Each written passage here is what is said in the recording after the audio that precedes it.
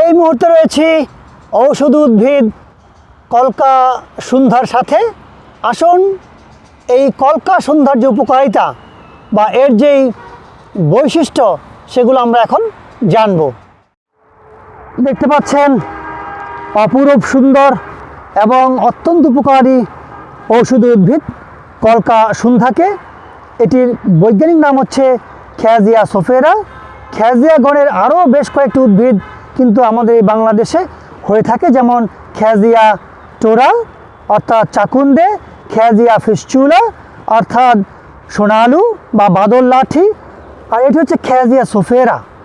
এটিকে বাংলায় বলা হয় বড় কলকা সন্ধে। এটির চমৎকার হলুদ রঙের ফুল হয়ে থাকে। এখন যেহেতু এটির ফলের সিজন, এই জন্য ফুল নাই বললেই চলে। চমৎকার দেখতে পাচ্ছেন শুটিগুলোকে, অদ্ভুত সুন্দর, শুকিয়ে একেবারে খয়েরি কালার ধারণ করেছে। এর শুটির ভিতরে কিন্তু অসংখ্য বীজ রয়েছে। এই বীজগুলোই কিন্তু চিকিৎসা আমরা ব্যবহার করে থাকি। আসলে আল্লাহ পাক প্রত্যেকটি উদ্ভিদ রাজিকে বিভিন্ন গুণাবলী দিয়ে এই পৃথিবীতে পাঠিয়েছেন, আর প্রত্যেকটি উদ্ভিদের বিশেষ কিছু গুণাবলী বা উপকারিতা থাকে। আর এই কলকা সন্ধ্যার একটি বিশেষ উপকারিতা হচ্ছে এটি আমাদের শরীরের বিভিন্ন মাইক্রো অর্গানিজমকে ধ্বংস করে, অর্থাৎ এটি একটি উঁচু মান সম্পন্ন অ্যান্টিমাইক্রোবিয়াল প্রপার্টি সমৃদ্ধ উদ্ভিদ। তো আসুন আপনাদের সঙ্গে এই গাছের দু একটি উপকারিতা শেয়ার করি। এর পাতা বলেন বা বীজ, বাকল বা শিকড় যাই বলুন না কেন, এটি যদি আমরা আমাদের শরীরের যেই বাহ্যিক বা অভ্যন্তরীণ ইনফেকশন রয়েছে আমরা সেখানে অনায়াসে ব্যবহার করতে পারি।